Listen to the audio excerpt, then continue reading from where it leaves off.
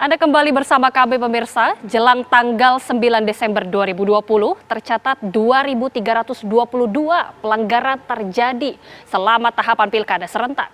Dari beberapa klasifikasi jenis pelanggaran yang tertinggi adalah pelanggaran administrasi. Langkah-langkah apa saja yang dilakukan Bawaslu?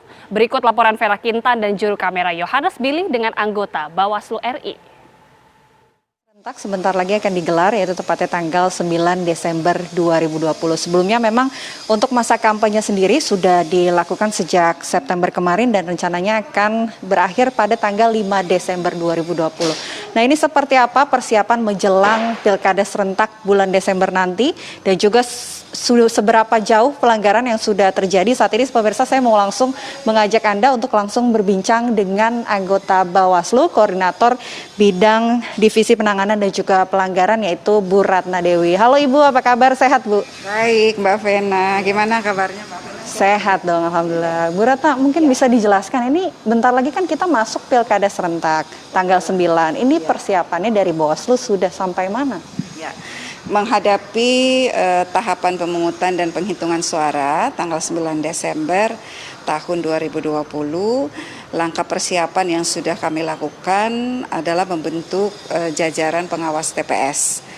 Karena ini untuk memastikan tidak ada satupun TPS yang nanti akan dibuka sebagai tempat pemungutan suara yang tidak diawasi. Dan alhamdulillah proses seleksi sudah selesai dilakukan dan sudah memasuki tahapan pelantikan dan bimbingan teknis. Bimbingan teknis ini tentu sangat penting untuk memastikan mereka punya pengetahuan yang cukup untuk bisa melaksanakan tugas nanti pada tanggal 9 Desember tahun 2020. Bu Ratna, ini kan masa kampanye sudah dilakukan sejak bulan September kemarin. Nah, sampai saat sudah masuk 10 hari ya. Ini seperti apa Bu? Sejauh mana pelanggaran yang sudah terjadi? Apa saja pelanggaran yang dilakukan oleh calon kepala daerah? Ya. Berdasarkan data penanganan pelanggaran, sampai hari ini sudah ada 2.322 temuan, 623 laporan. Itu pelanggaran yang setelah kami lakukan pencatatan, yang paling tinggi adalah pelanggaran administrasi, kemudian pelanggaran kode etik dan tindak pidana pemilihan. Pelanggaran-pelanggaran administrasi itu memang sudah terjadi sejak tahapan pemutahiran daftar pemilih, ya, kemudian tahapan pencalonan sampai pada tahapan pelaksanaan kampanye. Nah, untuk pelanggaran tindak pidana pemilihan sampai hari ini sudah tercatat ada kurang lebih 44 pelanggaran tindak pidana pemilihan. Yang paling banyak itu pelanggaran terhadap pasal 71. Misalnya ada keterlibatan kepala desa pada kegiatan kampanye. Nah, ini jelas dalam Undang-Undang 10 tahun 2016 merupakan larangan yang sanksinya bisa sanksi pidana pemilihan. Kemudian gubernur, bupati, wali kota yang menggunakan program kegiatan atau kewenangannya untuk kepentingan pemilihan yang menguntungkan pasangan calon. Nah, ini sudah kami proses, yang hari ini sudah sampai pada putusan Inkra itu di Kabupaten Sungai Penuh, Provinsi Jambi. Selebihnya terjadi juga di beberapa provinsi dan sudah dalam proses penyidikan. Dan paling tinggi memang adalah pelanggaran terhadap pasal 188 ini.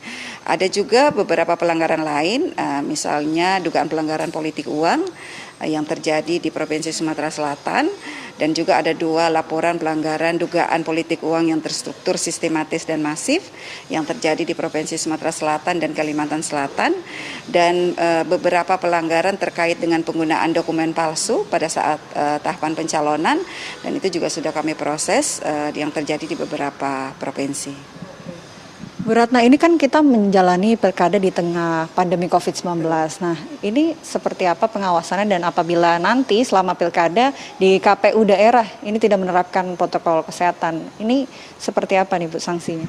Tentu akan kami proses, ya, jika dalam pelaksanaan tahapan hasil pengawasan menunjukkan adanya indikasi pelanggaran terhadap protokol kesehatan, dan ini adalah dugaan pelanggaran administrasi, ya, karena pengaturannya pada PKPU 13 tahun 2020. Dan jika itu terjadi tentu akan kami lakukan proses penanganan pelanggaran. Sanksinya bisa teguran dan kemudian juga untuk memperbaiki tata cara dan pelaksanaan tahapan agar dilakukan dengan berdasarkan protokol kesehatan sebagaimana yang sudah diatur di dalam PKPU.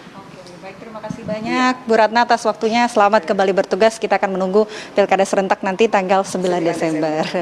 Nah, itu dia tadi pemirsa, kita sudah berbincang langsung dengan anggota Bawaslu, ini koordinator dari penanganan pelanggaran. Tentu untuk Pilkada serentak tanggal 9 Desember 2020 akan terus diawasi dan juga dipantau pelanggaran yang terjadi. Dari Jakarta, Vena Kintan, Yohanes Billy, TV One mengabarkan.